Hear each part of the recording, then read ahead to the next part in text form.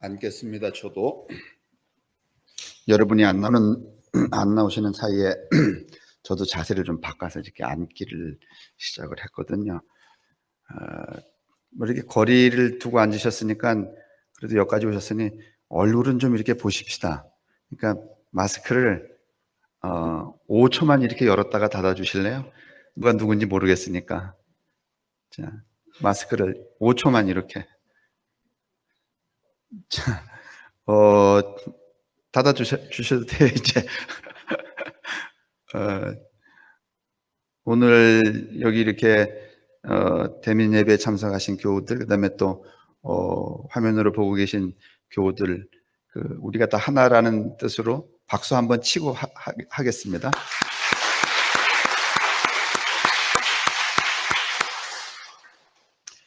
오늘 이제 이 시간에 잠깐 우리가 이야기를 이제 나누면, 이 마태복음에 이제 기록되어 있는 뭐 원수를 사랑하라든지 하는 이야기가 이런 상황에서 이런 근거로 나온 이야기로구나 하는 것들을 좀 명백하게 여러분이 이해하실 수 있을 거라고 제가 생각이 들고,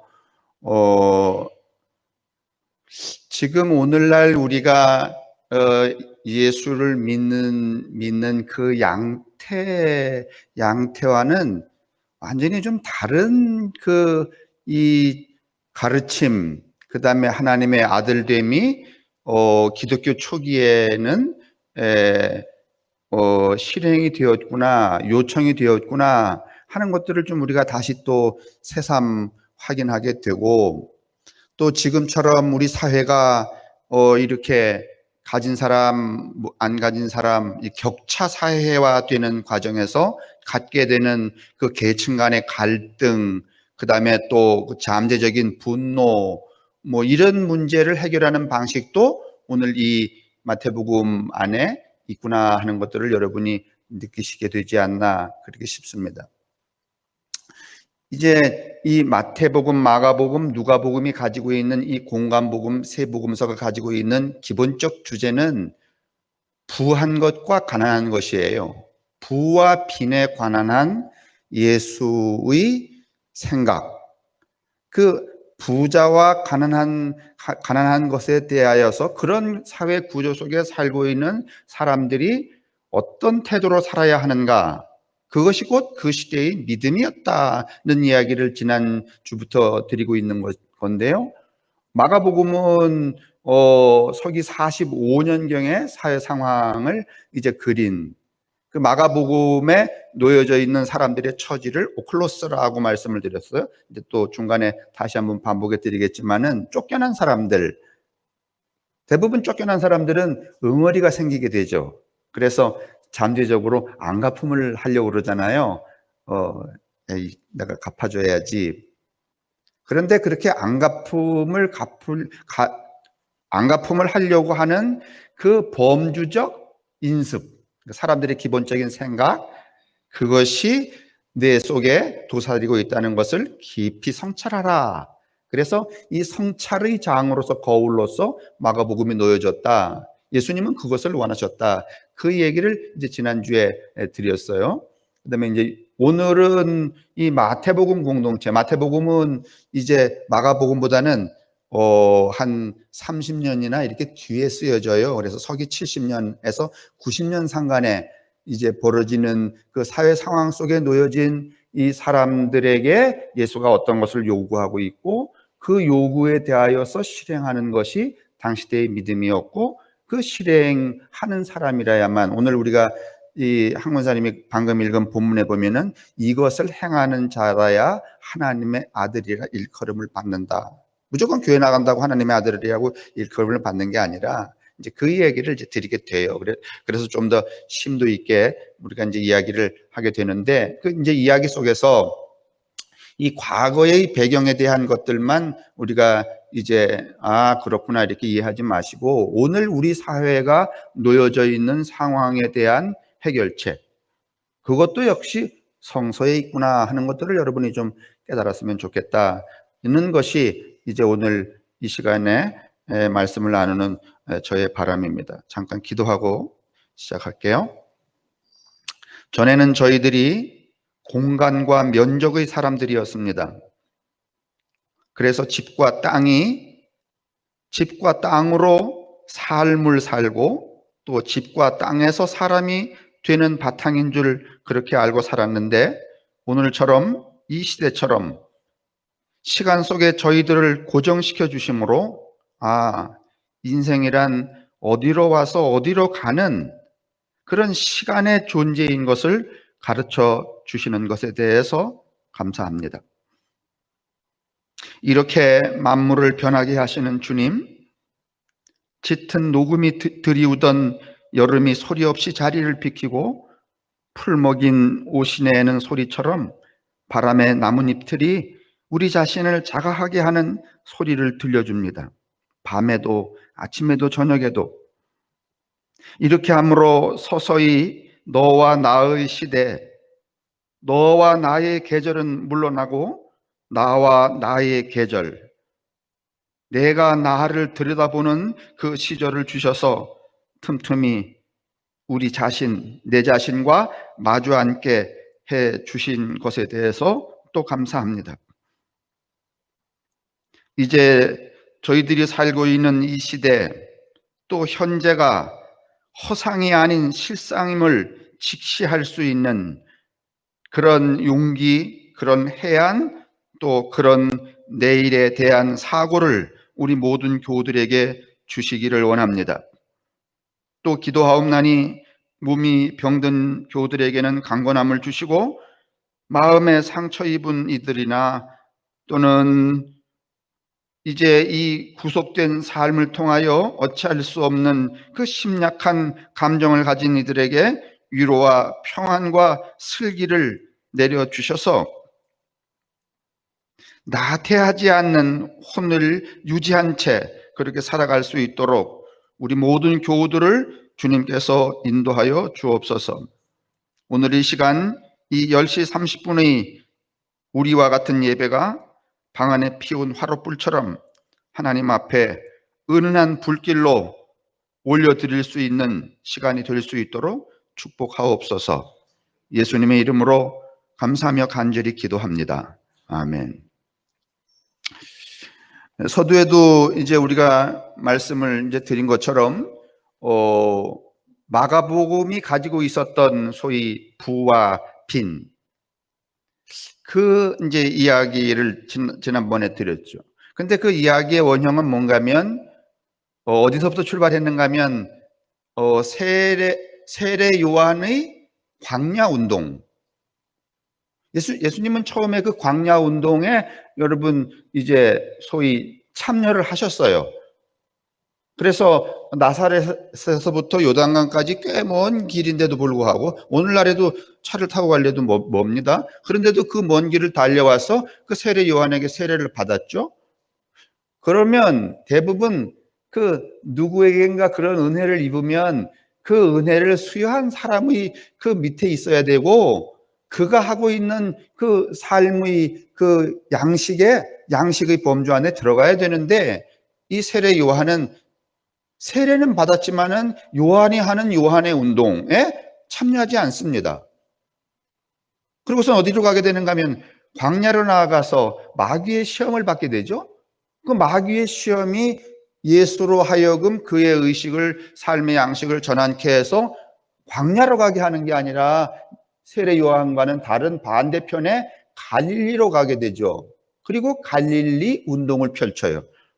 그래서 세례 요한의 운동과 예수의 갈릴리 운동은 완전히 그 성격이 다르다. 여기서부터 출발하게 돼요. 그 갈릴리 운동을 이제 이어서 마가 공동체가 그들이 살고 있는 지역에서 펼쳤던 것이 마가 공동체의 갈릴리 운동, 또 세월이 지나서 마태 공동체가 그들이 살고 있었던 그 상황 속에서 펼쳤던 마태 공동체의 갈릴리 예수 운동이 곧 마태복음. 그 다음에 누가의 공동체, 누가의 이름으로 모였던 사람들이 펼쳤던 갈릴리 예수 운동이 누가복음, 이렇게 되어 있는 거죠. 그렇기 때문에 마가복음은 마가복음에 놓여졌던 사람들이 어떻게 예수를 이해했으며 예수의 가르침을 어떻게 실천하려고 했던가 하는 것이 마가복음이에요. 그러면 또 마태복음은 마태 공동체 사람들이 그들이 놓여진 상황 속에서 예수를 어떻게 이해하고, 뭐 예수를 병 고치는 사람이라든지 아니면 무슨 뭐 부자가 되게 해주는 사람이라든지 아니면 무슨 머리를 좋게 해서 좋은 취직을 하게 해주는 신분을 상승시켜주는 사람이라든지 뭐 하여간 그들 나름대로 해석을 해서 실행했던 것이 마태복음의 믿음, 마태의 사람들의 믿음, 그들의 복음이었고, 누가 마찬가지고 요한 마찬가지고 이렇게 되어 있죠. 이 초기 기독교 공동체는 그 공동체마다 이렇게 색깔이 예수를 이해하는 그 이해의 해석이 조금씩 그들이 놓여진 그 자리에서 조금씩 달랐어요. 근데 이제 오늘날 이렇게 그 하나의 이 범주 안에 해석이 묶여지는 바람에 저 부산에 있는 교회나 서울에 있는 교회나 예수 해석하는 게 똑같죠. 예수를 해석한다는 것은 해석한 것을 자기의 믿음으로 삼는다는 것이거든요. 그래서 사는 짓도 똑같아. 이게 좀 차별이 없어요. 그런데 초기 교회는 이제 그렇지 않았어요. 그렇기 때문에 갈릴리 예수 운동이 어떤 것이었는지를 잘 보려면 그것을 실행했던 마가복음의 사람들, 마태복음의 사람들, 누가복음의 사람들을 잘 봐야 되죠. 그러니까 이제 요즘으로 치면은 우리 사회가 예수를 안 믿는 저 바깥 사람들이 예수가 어떤 분이야? 그 예수를 잘 이해하려면 성함교회 다니는 사람들이 어떤 생각을 가지고 어떤 삶의 가치관을 가지고 살아가는가, 그걸 보면은 예수가 어떤 분인가를 알게 되죠. 세상 사람들이 왜 대부분 오늘날 이 교회와 기독교 믿음에 대해서 반신반의하거나 아니면은 신뢰하지 않는가 하면 그 예수를 실현해가는 사람들, 그러니까 그 예수 운동에 참여한 그 교회가 구현해내는 그 양식이 별로 신뢰성이 없기 때문에 그런 거죠. 오늘 우리의 지금 이 시간은 그런 의미에서도 여러 가지 그 성찰의 깊은 뜻이 담겨져 있다, 이렇게 말씀을 드릴 수 있어요. 해서 이제 지난 시간에 마가 공동체 사람들은 어떤 사람들인가 하면 부자, 연예인, 지성인 이런 거 아니었다 그랬어요. 오클로스, 쫓겨난 사람들. 왜 쫓겨났는가 하는 얘기는 지난 시간에 드렸지만은 서기 45년경에 이제 이스라엘이 서기 전부터 로마의 지배를 받고 있었기 때문에 어떤 때는 그 로마의 황제가 아주 강력한 구속력을 가지고 이스라엘을 팔레스타인을 지배했는가 하면 어떤 때는 좀 풀어주고 어떤 때는 유하 이렇게 얼레 가면서 이렇게 권력을 가진 그 황제마다 조금씩 그 정책이 좀 변했는데 이 서기 45년에는 그 이스라엘 유대인들에게 일종의 유도리를 좀 허용을 해요. 그러면서 비유대인들을 추방하는 그 상황이 발생하는데 그 추방당한 사람들이 이제 이스라엘 바깥으로 나가서 이란이나 이라크, 시리아 그 바깥으로 나가서 공동체가 구성이 되어서 살고 있었는데 그 사람들을 뭐라고 말하는가 하면 오클로스라고 말씀드렸어요. 쫓겨난 사람들. 이 쫓겨난 사람들이 예수를 어떻게 이해했는가 하면 자기를 쫓아낸 사람을 막 미워하고 이러기보다는 먼저 자기 자신을 성찰해서, 어떻게 보면 이제 지금까지 우리가 배웠던 것하고는 정반대인데 성찰을 해서 자기 자신을 새로운 존재로 이렇게 다듬어 가는데 이 마가복음의 뜻이 있었다면, 오늘 마태복음은 서기 70년의 이 사회 상황과 맞물려 있어요. 서기 70년은 어떤 해인가 하면은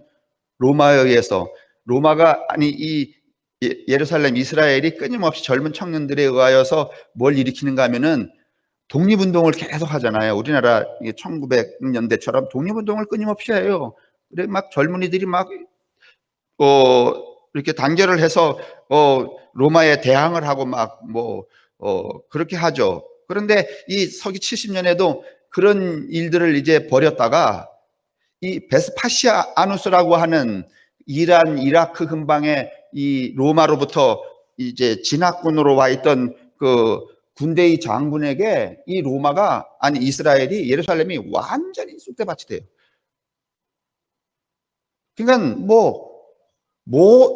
모든 제도, 그다음에 그 유대인 얼마나 여러분 쑥대밭이 되는가 하면 중간에 말씀을 드리겠는데 3, 4년의 전쟁, 이 진압 그 기간을 통하여서 110만 명이 죽어요. 학살을 당해요. 10만 명이 노예로 끌려가요. 여러분 그때 인구가 얼마나 됐을까요? 지금 이스라엘 인구 800만입니다. 800만. 강원도 땅만 해요. 저 땅은 800만 살아요. 그때 얼마나 살았을까? 2000년 전에. 그 중에 100만 명 죽었으면은요, 거의 죽은 거예요. 그러니 그 사이에 처참하게 무너졌죠. 유대라고 하는 전통이 다 붕괴돼 버렸어요. 이제 어떻게 해야 될지 갈 바를 모르는 거예요. 그러니까 어떤 전환이 일어나는가 하면 예루살렘 성전이 다 붕괴되기 전까지는 그 이스라엘의 사회 체제는 어디를 중심으로 해서 유지가 되는가 하면 성전을 중심으로 해서 지탱 유지가 되거든요. 그게 일종의 규범이었단 말이에요. 그런데 로마에 그냥 다 진멸을 하고 나니까 성전이 사라지잖아요. 그래서 성전 종교에서 어느 종교로 넘어가는가 하면요, 율법 종교, 회당으로 넘어가는, 성전 종교에서 율법 종교로 넘어가는 전환점에 이 마태 공동체가 지금 놓여져 있는 거예요. 그때에 만들어진 것들, 이제 이스라엘은 다 전멸이 됐어요. 이 베스파시아누스는 어떤 명령을 내렸는가 하면은 이제 절대로 어떤 유대인은 이스라엘 사람은 예루살렘에 들어가지 못해요. 그러니까 다시 말하면 예루살렘 진입 금지 명령이 내려져요. 거의 몰살의 지경에 처했어요. 그동안 지금까지 이 성전 중심의 이 이스라엘은 성전에서 사두개인으로서 형성된 사제가 모든 것들을 가르치고 심판하고 이렇게 했는데, 이제 이걸 할 수가 없게 되니까 이제 이 국가적인 위기를 딱 이렇게 보게 된 그 랍비 하나가, 야, 이러다가는 우리 이스라엘이, 유대가 아주 완전히 멸종을 하게 되겠구나. 그래서 이 랍비 요하난 벤 자카이라고 하는 랍비가 이 베스파시아누스라고 하는 이 장군을 찾아가서 이런 청을 해요. 우리가 이제는 절대로 까불지 않겠다. 우리의 전통이 경전을, 토라를 연구하고 묵상하고 토라에 근거해서 우리 이 이스라엘이, 유대가 이제 유지되어 왔는데, 이렇게 전멸하고 당신들한테 이렇게 당하고 보니까 이제는 이런 일을 해서는 안 된다고 판단이 된다. 그러니 우리 몇몇만 살려주시면, 이 요하난 벤 자카이라는 랍비가 이제 이 소위 군부의 권력자 장군을 만나서 이렇게 말하는 거예요. 살려만 주면 다시는 까불지 않고, 까불 수도 없지만은 까불지 않고 그냥 우리는 쫙 하고 뭐만 들여다 파는가 하면은 경전만 들여다 파겠다. 그러니까 한 번만 봐다오. 이렇게 말해요. 그러니까 이 베스파시아누스라는 이 장군이 어떤 그 약속을 하게 되는가 하면 이 요하난 벤 자카이에게, 그러면 예루살렘을 떠나라. 그래서 30리 바깥에 야브네라고 하는 고을로 떠나요. 조그만 동네로 떠나서 거기서 이 요하난 벤 자카이가 뭘 하게 되는가 하면은 율법을 필사하고, 그러니까 이 사람 마음은 뭔가 하면 씨가 마르는 것보다는 이렇게라도 어떻게 하는 게, 살아남는 게 좋겠다. 그런 생각을 하게 돼서 그 야브네라고 하는 이 동네에 가서 이 몇 명의 랍비들이 이제 성전 이거를 유지를 하게 되죠. 그리고 세우는 것이 무엇인가 하면은 성전이 사라져 버렸기 때문에, 로마에 수속밭이 됐으니까 다 무너졌으니까 율법 학교를 세워요. 이 요하난 벤 자카이라는 이 사람들이, 그 율법 학교가 이제 예루살렘 바깥에 세워지고 동네마다 조금씩 조금씩 살아남은 사람들에 의해서 이런 것들이 세워지죠. 그러니까 다시 말하면 유대 사회를 복구하는 한 전이 기지로 율법 학교를 세우고 율법을 강화하기 시작을 하는 거죠. 여기 나이 드신 분들은 기억하실 텐데, 저도 어렸을 때 그 저희 집 시골집 이 뒷안에 가면은 그 아버지가 그 보던 책 중에 유다령이라고 하는 분이 그 내는 국가재건국민운동본부인가? 기억나시나요? 안 나시나요? 그런 거 있었어요. 왜? 나라가 이제 쿠데타를 일으키고서는 한 게 나라를 다시 세우겠다는 거예요. 그 국가재건국민운동본부 같은 거예요. 이 지금 요하난 벤 자카이가 만들어낸 이 소위 말하면 이 율법 학교가, 그러니까 주체가 회당과 율법이 되기 시작을 한 거죠. 그러다 보니까 여러분 이제 로마에 의해서 이스라엘이 다 사람 뭐 거의 다 죽었어요. 몇몇 살아남았어요. 이제 좀 씨를 좀 유지를 해야 되겠는데 할 수 있는 방법이 없으니까 이 요하난 벤 자카이는 율법을 다시 강화를 시키면서 사람들에게, 유대인들에게 율법을 강화하는 강화. 그러니까 뭐 목숨을 걸고 지키라든지, 율법이 없으면 더 이상 우리는 유대인이 뭐 아니라든지, 이거 안 지키면 더 아주 참혹한 일이 벌어질지도 모른다든가 하는 그 이야기들을, 이제 율법을 강화하는 일들을 이 서기 70년에 하게 되죠. 그러다가 이 요하난 벤 자카이가 사망을 하고, 그 다음에 이 요하난 벤 자카이는 온건파였어요. 그러니까 조금은 좀 겁이 많은 사람, 그런 랍비였죠. 그런데 그 이후에 가말리엘 2세라는 사람이, 이 랍비가 이제 벤 자카이의 뒤를 이어서 율법 학교를 하는데, 가만히 보니까 율법만 가지고서는 이 국가 재건이, 유대 사회의 재건이 되지 않을 것 같거든요. 그래서 이 율법 학교 안에다가 뭐를 차리는가 하면은 행정기능, 재판도 하고, 뭐 사람들이 이동하는데 무슨 뭐 이동 증명서 같은 것도 발급하고, 이런 것들을 이제 이 가말리엘 2세라고 하는 랍비가 더 시도를 해요. 점점 무엇이 되어가기 시작하는가 하면은 좀 체제를 다 망한 그 유대 사회의 틀을 만들어가는 일들을 이제 이 랍비들에 의하여서, 처음에는 요하난 벤 자카이, 두 번째는 가말리엘 2세, 이렇게 하게 되죠. 근데 이 강력한 이 제도를 좀 이렇게 집행을 하려고 하다 보니까, 뭐 지금도 그렇지만은 국민이 국가가 하라는 대로 다 하는 건 아니잖아요. 지금도 국가가 무슨 이야기하면 줬어 하는 그룹도 있고, 그 다음에 틀렸어 하는 그룹도 있잖아요. 그죠? 예를 들면 이 추석 명절에 뭐 개천절도 끼고 그랬는데, 광화문은 모이면 안 된다, 모이는 차 몰고 오면은 면허증도 취소하고 뭐 그런다. 이제 그래도 또 어떤 사람들은, 어떤 국민은 뭐라 그러는가 하면, 난 죽어도 가겠다, 이런 사람들이 생긴단 말이에요. 그러면 이렇게 이 몇 명 남아있지 않은 유대인들이 그 어떤 통치를 실행을 하지 않으면 소용이 없잖아요. 그래서 이 가말리엘 2세는요,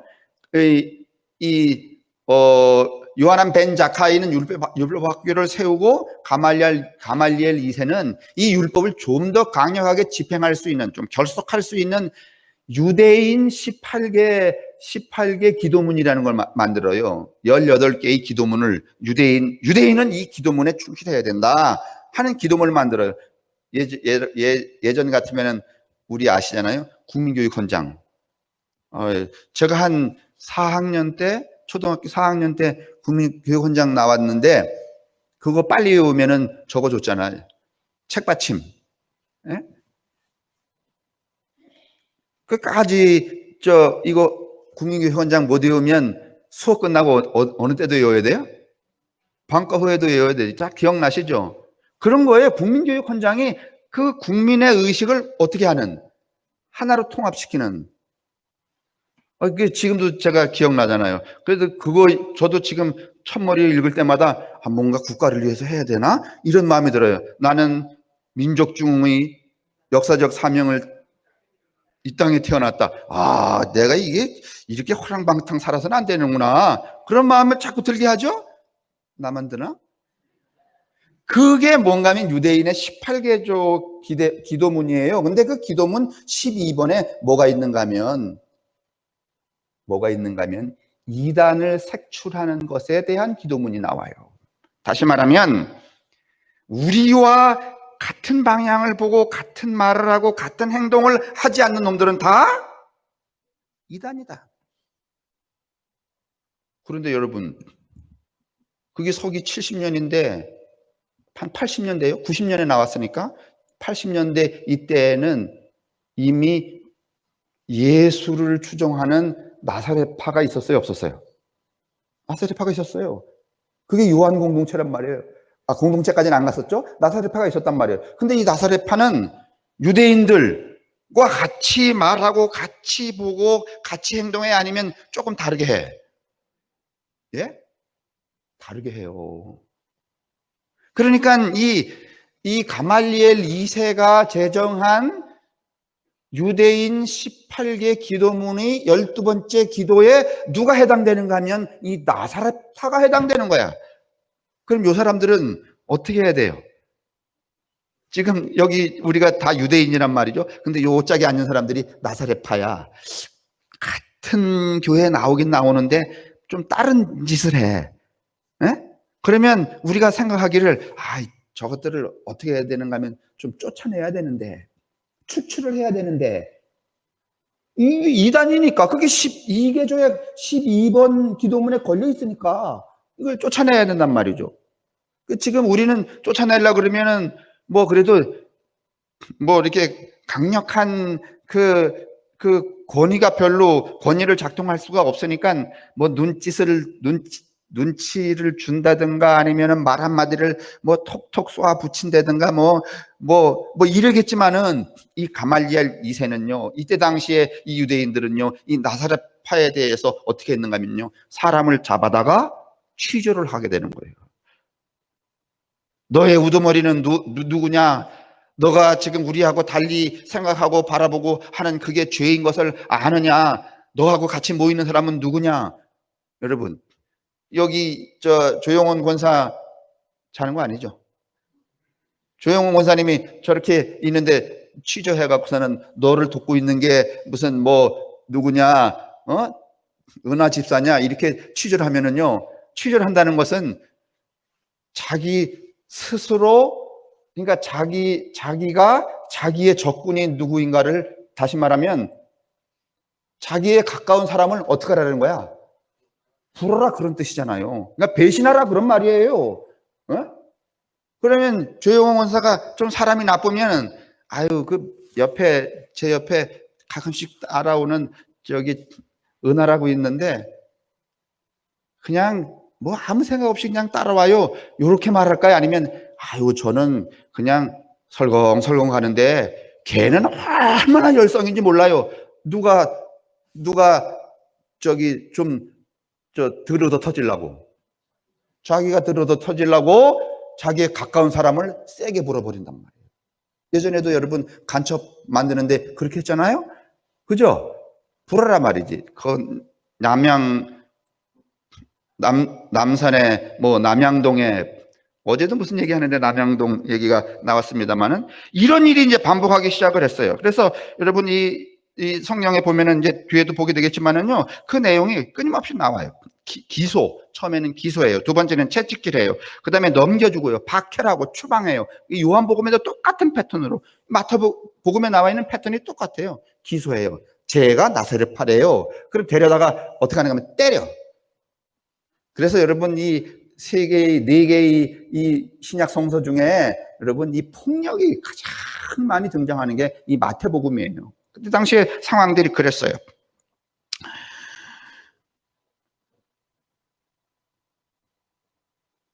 그러니까 이 과정에서 어떻게 생기는가 하면, 그래서 이제 조영원이가 기소당해서 채찍질을 맞아요. 계속해서 안 불면은 더 얻어맞고 그 다음에 더 처형을 당하거나 추방을 당한단 말이에요. 근데 조용원 권사가 세게 불었어. 나는요, 뭐 설렁설렁 다니고 그 옆에 그 친구가 아주 엄청 세게, 나도 개가 꼬셔서 거기 갔어요. 그러면 조용원이는 추방을 당해, 아니면 노여나. 그 다음에 누가 붙들려가? 붙들려가요. 그러면 그 붙들려갈 때 고맙겠어, 아니면 배신감, 분노, 증오, 쌍새끼 막 이러겠어? 예? 그러면 분노, 증오, 뭐 경멸 이런 게요, 여러분, 유대파와 나사렛파에서 발생하는 거예요? 아니면 유대인과 로마인 사이에서 발생하는 거야? 아니면 나사렛파 안에서 발생하는 거야? 나사렛파 안에서 발생하는 거예요. 엄마 아버지 사이에, 아버지 자식 사이에 이런 일이 막 생기는 거예요. 그러니 여러분, 공동체가 뭐 그 외형적인 파괴는 물론이려니와 인간성이 어떻게 되는 거야? 엄청나게 파괴가 되고 있죠. 이 사람들이 누군가 하면은요, 마태교회 사람들이란 말이에요.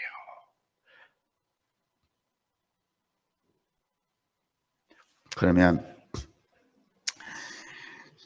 여기 앉아 있는 뭐 홍 권사님, 최 권사님 부부 사이인데 먼저 붙들려 갔다 와가고서는 매질을 너무 당하니까, 사람이 뭐 부부 사이래도 지 살려면은 또 세게 불어야 돼, 안 불어야 돼? 나보다는 말이지 최 권사가 더 악질이다. 그러면 여러분, 그 인간 내면이 갖는 그 분열은 여러분 감당이 안 되는 거야. 저걸 내가 남편이라고 믿었는데 지 죽을 지경에 처하니까 뭐 마누라고 뭐고 다 팔아쳐먹는구나. 저것도 인간이라고 말이지. 내가 저 원수를 어떻게 갚아야 될까? 막 이런 것들이 막 복잡하게 그 공동체 안에 작동할 거 아니에요. 그렇겠죠? 이런 공동체에게 예수는 뭐라고 말해야 될까요? 그래, 네가 지금 붙들려 가는데 그 자식 나쁜 놈이야. 응? 그러니까 기도하며 참아. 어떻게든지 살아남아. 그리고 나와서 아주 죽여버려. 이렇게 가르쳐야 될까요? 오늘 성경은 뭐라고 말하는가 하면, 너희는 원수를 원수로 갚으라고 말했지만은 나는 말한다. 원수를 어떡하라?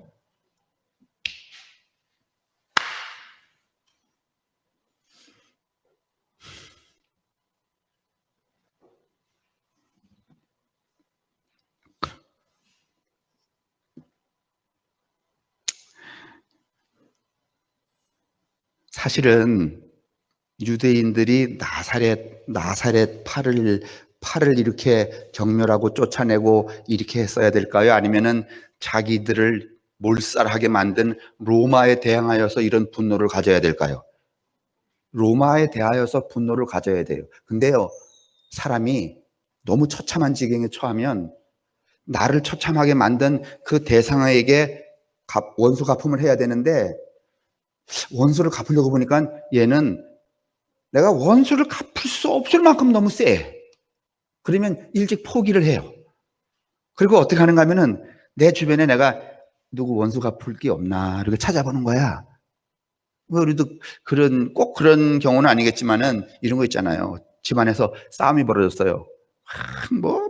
바가지 긁고 막, 그래서 성질 확 나는데 두드려 부술 수는 없고 말이지. 그래서 문을 확 열고 탁 나오는데 개가, 집에서 기르던 개가 쫓아와갖고 헬랄랄라 한단 말이에요. 그러면 아이고 이뻐라 그래, 아니면 발로 팍 쳐.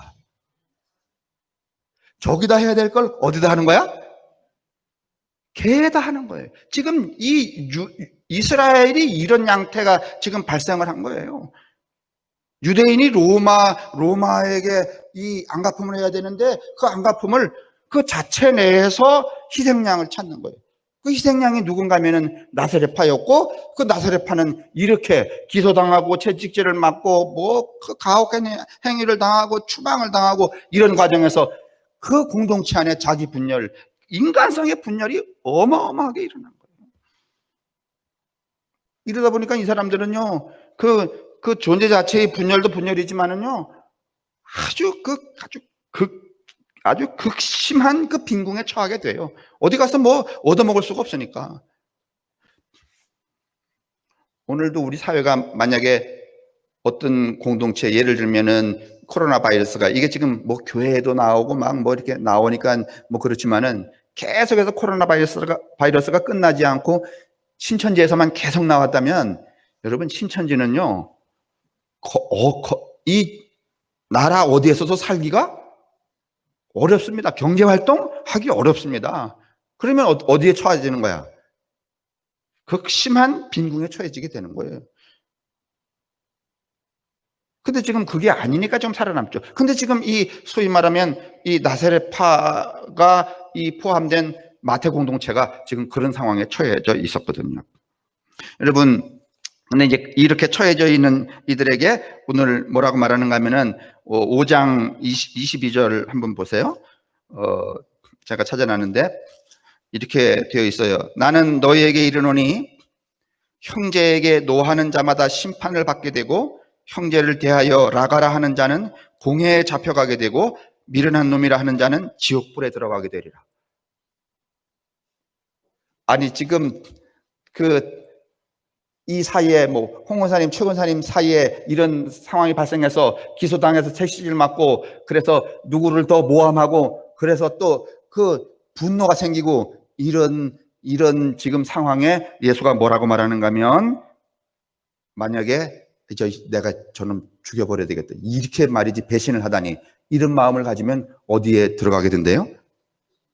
지옥불에 들어가게 된대요. 자, 이제 제가 뭐 그 얘기가 그 밑에 쭉 계속 또 나와요. 그 다음에 5장 44절 이제 끝으로 가서 하는 얘기가 원수를 사랑하라. 지금 아까 우리가 이렇게 이야기했어요. 자, 여러분이 이렇게 질문할 거예요. 목사님, 그거 우리가 실행할 수 있을까요? 실행할 수 있을까요? 여러분, 이 가까운 사람에게서 가장 큰 낭패감이 뭔가 하면 배신이래요. 예? 근데 그 배신당한 사람한테 뭘 하라고요? 용서하고 사랑하래요? 이거 실현 가능해요? 안 가능해요?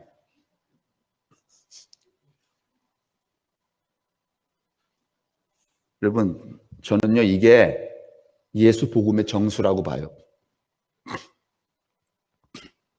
저는 이게 믿음이라고 봐요.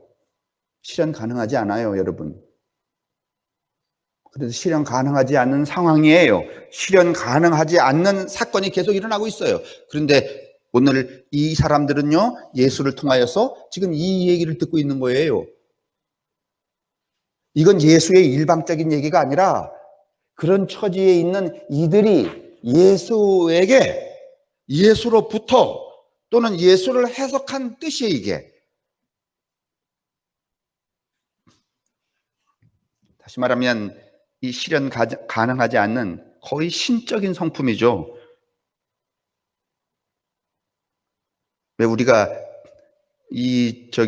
뭐 어떤 그 모욕을 당해도 그 감정의 변화가 없고 뭐 그걸 되갚아 주려고 하지 않고 그러는 사람을 보면 뭐 어떤 성인의 가운데 도망갔다 그러잖아요. 신성의 수준이라는 뜻이란 말이에요. 근데 이 신성의 성품을 요구해요. 그러면서 오늘 이 마태복음은 뭐라고 말하는가 하면 예수도 그랬다는 거야. 예수도 우리와 같은 성정을 갖고 있었지만 죄 없이 기소당하고 죄 없이 얻어맞고 죄 없이 십자가에 달려 죽는 그 마지막 참혹한 상황에 이르러서도 그는 결코 증오와 분노와 배신감을 되갚아 주려고 하지 않았다. 예수가 어떤 분이냐? 엘리야와 같은 분 아니냐? 모세와 같은 그런 그 신과 대면했던 분 아니냐? 예수가 어떤 분이냐? 세례 요한이 이미 다시 오실 메시아라고 예언했던 분이 아니냐? 근데 그 예수가 지금 우리가 당하고 있는 그와 같은 일을 똑같이 억울하게 기소당하고 억울하게 죽기까지 얻어 터지고 참혹한 상황에 쫓겨서 추방이 아니라 아예 십자가에 달려 죽는 그 경험을 하신 분이다 말이야. 그 예수가 우리에게 말한다. 네 처지가 그럴지라도 너의 윤리적 성품을 고양시켜라.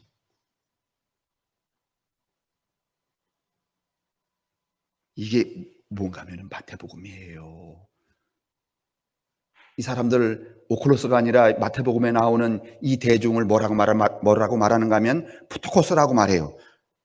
오클로스는 쫓겨난 사람들이라고 말하지만은 이 푸토코스는 정말 빈궁한 사람들이에요. 가난한 사람들이에요. 이 마음도 가난하고 삶도 가난한, 아무것도 완전히 절벽에 매달려서 뭐 남아있는 것은 깡밖에 없는 이런 사람들이에요. 이런 사람들이 예수를 해석할 때 이렇게 해석하는 거예요. 아, 저 양반이 우리에게 신적인 성품, 원수를 원수로 갚는 것을 요구하지 않고 신적인 성품을 가지라고, 윤리적 품격을 높이라고 요구하고 있구나.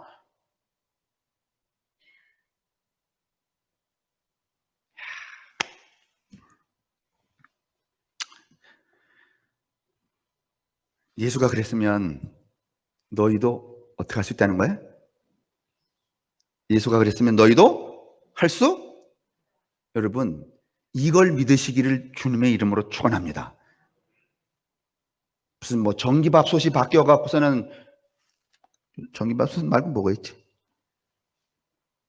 교회 열심히 나오고 말이지 뭐 헌신 봉사하면은 말이야 무슨 20평에서 30평 가는 것을 하나님이 축복하시는 것을 믿습니까? 이런 건 안 믿어도 돼요. 그죠? 근데 이런 신의 성품으로 자신의 윤리적 품격을 이렇게 고양시키는 거, 이건 여러분 믿기워져요, 안 믿기워져요?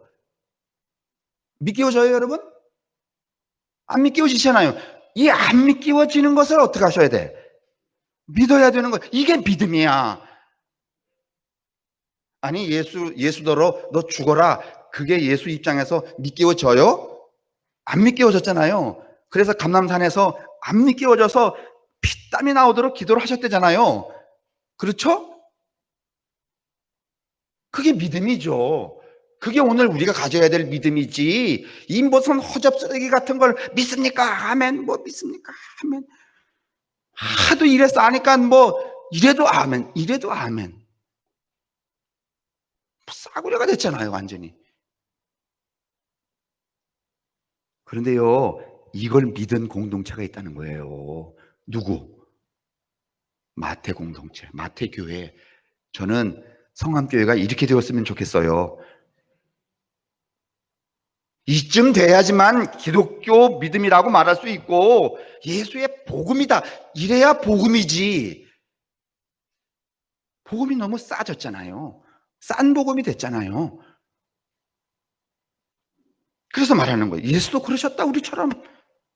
기소당하고 채찍질 맞고 가혹의 끝까지 가셨다. 그는 우리처럼 추방당한 게 아니다 말이지. 십자가에 그냥 죽기까지 했다. 그래도 입 싹 다물고 절 때려 죽일, 이런 분노, 배신감, 혐오, 증오, 이거 하나도 갚지 않으셨다. 그러니 너도 할 수 있다.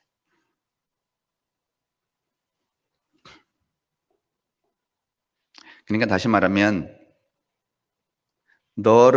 너에게 가해하는 사람보다 더 높은 윤리의식을 가지려는 거예요. 때린다고 때림으로 똑같은 놈이 되지 말고 때리는 것을 넘어서는 더 큰 사람으로 나아가라는 거예요. 자,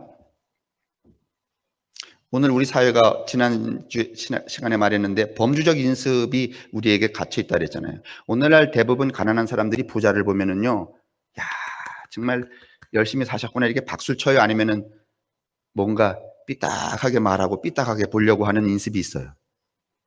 그리고 은연중에 어떻게 했으면, 계속 잘 살았으면, 아니면 어떻게 하다가 쫙 망했으면, 이런 인습이 있어요.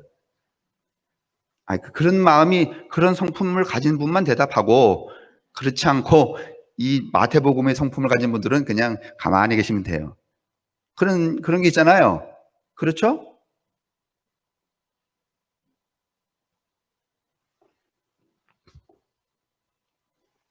지난 시간에 지금 우리 사회가 그런 거예요. 그 다음에 또 부자들은요, 이 가난한 사람들을 보면은 어떤 인습적인 의식이거나 무의식의 사고를 가지고 있는가 하면, 아유, 저 인간이 어떻게 머리가 나빠서, 어떻게 돈 버는 재주가 없어서, 아니면은 농땡이를 얼마나 쳤길래 저렇게 가난하나, 이러잖아요. 그래서 가난한 사람을 뭐 이렇게 좀 돕고 이러려고 해야, 아니면 무시하고 깔봐. 제가 어제 저녁에 저 소양 이교까지 걸어가는데, 뭐 하루는 이쪽으로 가고 이쪽으로 가고 저쪽. 이제는 갈 길이 없어요. 이제 하늘 길을 좀 놔야 돼. 하도 똑같은 길을 다니니까.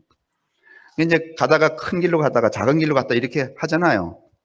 근데 작은 길로 제가 들어서는데 차가 일방통행이더라고. 그래서 제가 이쪽으로 서서 이렇게 가는데 앞에 무슨 아기를 실은 조그만 차를 이제 차가 종종 이렇게 가고 있어요. 가는데 뒤에서 갑자기 뭐가 빠바박 하는 거예요. 제가 아직도 이 마태복음의 이 고양된 품격이 아닌 들어갔기 때문에 제가 대상이 아닌데도 불구하고 확 돌아다 보면서 이런 파란색 외제차 한 대가 앞에서 가르쳐친다고. 그러니까 깔보는 거잖아요, 그게. 이게 우리 사회의 그 갈등의 근간을 이루고 있는 거잖아요. 그렇죠? 그렇죠? 그러면 이 사회가 어떻게 극복이? 그래서 정치를 하는 사람들은, 정책하는 사람들은 그것을 뭐 어떻게 평균하려고 말이죠. 뭐 세금을 많이 걷어서 뭐 나눠주고, 그것도 물론 필요하지만은, 그러나 교회를 다니는 사람들에게 오늘 요청되는 것은 그런 물리적 평등이 아니고, 이럴 때에 우리의 윤리 의식을 신의 윤리 품격만큼 어떻게 하는 거? 높이는 거. 그게 종교가 해야 될 일이죠. 아멘? 난 이거 보면서 답이 여기 있는 것 같아요. 이 사회의 문제를 해결할 수 있는 답. 완전한 답은 아니겠지만은.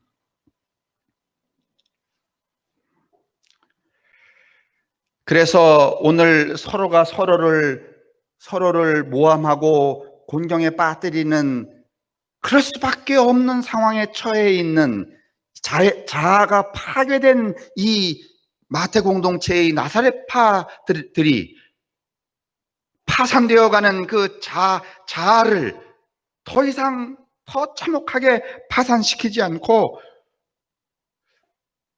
자신들의 자아를 파괴하는 그들의 자아나 윤리의식보다 더 큰 자아와 윤리의식으로 고양시키려고 했던, 눈으로, 시선으로, 해석으로 누구를 보는가 하면 예수를 보고 그것이 예수님의 가르침이고 그것을 믿어야 믿음이며, 그렇게 믿을 때 하나님의 자녀가 된다. 자, 보세요. 5장 44절에 보니까 이같이 한즉,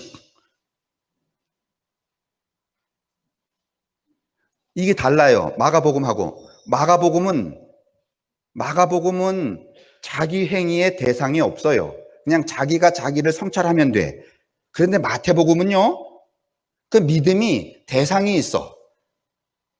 나로 하여금 분노, 절망, 배신감을 갖게 하는 그 어떤 대상에게 그렇게 함으로 내가 하나님의 아들이 되는 거예요. 그래서 여러분, 믿음은 두 가지 측면이 있는 거예요. 하나는 자기 성찰의 측면, 대상 없이. 두 번째는요, 대상에 대하여 그 대상보다 우월한 윤리와 자의식으로 자신을 고양시키는 것. 그게 믿음인 거예요.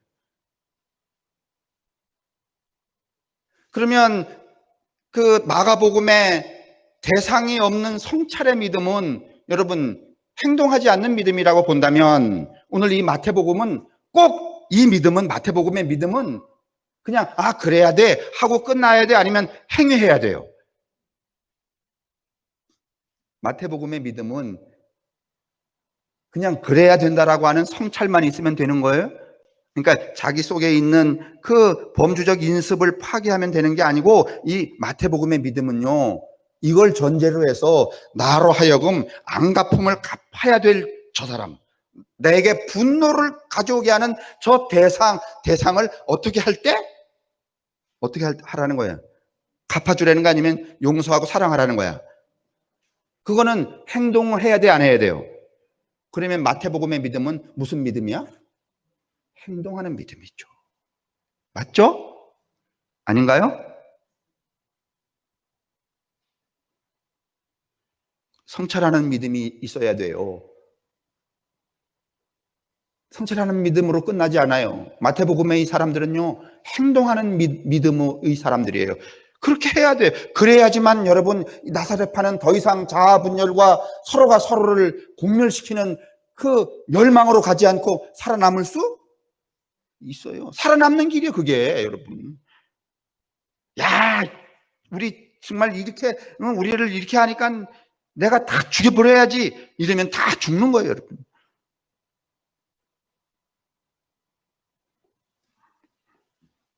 그래서 이 마가복음의 오클로스들이 갖는 믿음을 성찰하는 믿음이라고 한다면, 그 성찰하는 믿음은 어떤 건가 하면 배타적 축복의 대상이에요. 그냥 자기 스스로 그렇게 하면 돼요. 그런데 마태복음의 이 믿음은 자기 스스로 하면 안 돼. 대상이 있어야 돼. 아주 윤용대 장로님이 미워 죽겠어. 아주 어떻게 했습니까?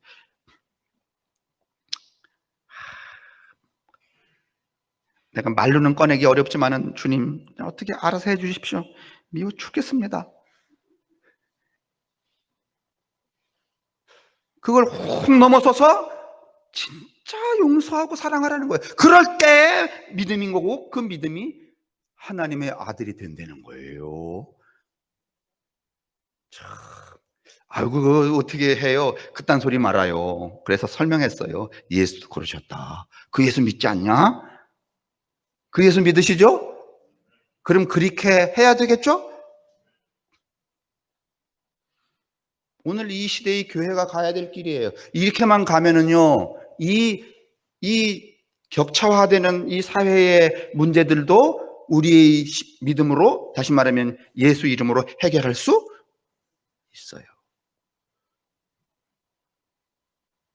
봐요, 제가 얼마나 보수적인 사람인지.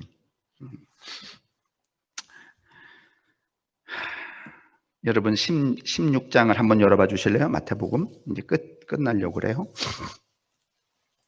보혜문 나와도 돼요.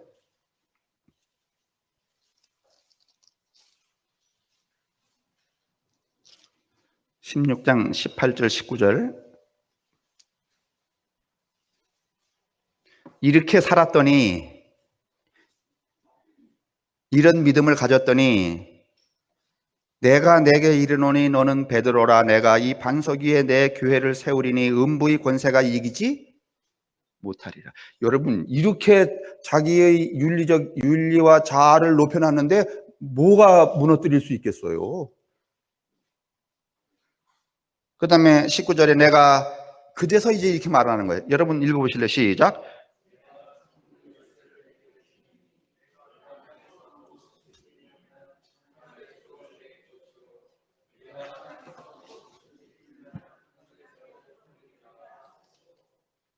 여러분 보세요. 앞에 나와 있는 이 나사렛파가 겪고 있는 그 참혹함을 넘어서서 자아를 완성하고 윤리의 품격을 높이면 그 사람은 이미 무슨 열쇠를 가진 사람이야.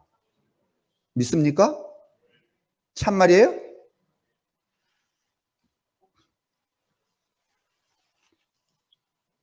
이게 여러분 무슨 복음이라고요? 무슨 복음이라고요?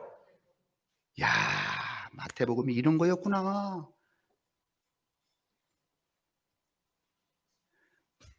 그래도 이 코로나 사태가 아니면은 마태복음 이렇게 이야기하지 않고 제 목회가 끝났을 수도 있을 거예요. 오늘 우리가 이런 이야기를 나누는 것도 누구 덕분이다? 코로나 덕분이다. 여러분, 이제는 우리가 그 범주적 인습에 눌려서 늘 그 수준에 있던 우리들의 이 믿음의 격을, 믿음의 도를 이 마태 공동체가 지향하는 믿음의 도까지 이르를 수 있게 되기를 주님의 이름으로 축원합니다. 기도하겠습니다.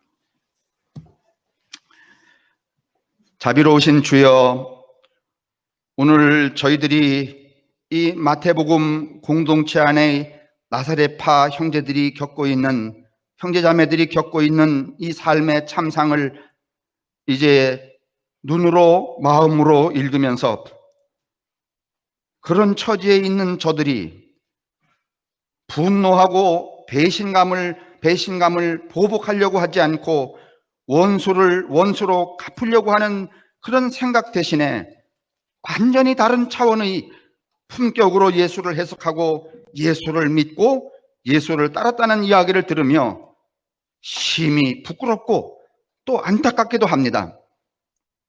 그러나 늘 우리에게 기회를 주시는 자비로우신 주님께 기도하옵나니 이제는 우리가 우리의 믿음을 이 마태 공동체, 마태 교회의 교인들이 지녔던 이 믿음으로 나아갈 수 있게 되기를 간절히 사모하는 기도를 우리 모두에게 주시기를 간절히 구합니다.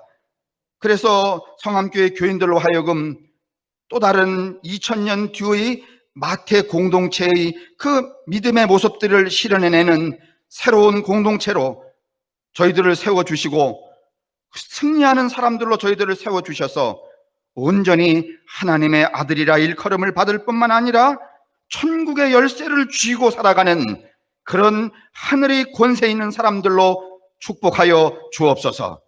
성부와 성자와 성령의 인도하심과 축복하심이 오늘 여기 그리고 이제 이 시간에 다 함께 당신 앞에 머리를 숙여 간절히 기도하는 모든 성도들 위해 언제나 함께 하시기를 간절히 축복하며 기원합니다. 아멘.